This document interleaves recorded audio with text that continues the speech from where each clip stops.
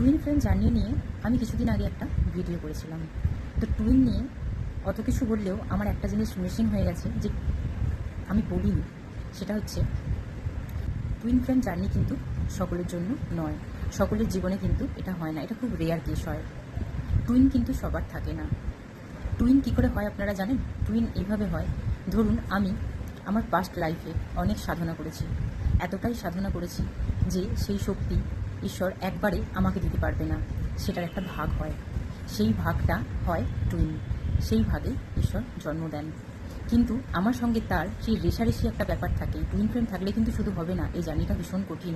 টুইনের সঙ্গে আমাদের একটা রেশারেশি হয়। আমি না করলেও আমার টুইন অবশ্যই আমার সাথে ওটা করে, আমার সাথে কম্পেয়ার করে, আমাকে হিংসা করে। মানে এটা হবেই, কারণ এটা ঈশ্বরের একটা পার্ট, যাতে আপনারা শিখতে পারেন। এখান থেকে আমাদের জীবনের আমরা লেসন নিই। আমরা ধরুন একটাই সোল, এর দুটো ভাগ। যখন টুইন আবার মিলে যায়, তখন পৃথিবীর ভাইব্রেশনকে টুইন রেজ করে, মানে হাই ভাইব্রেশন করে।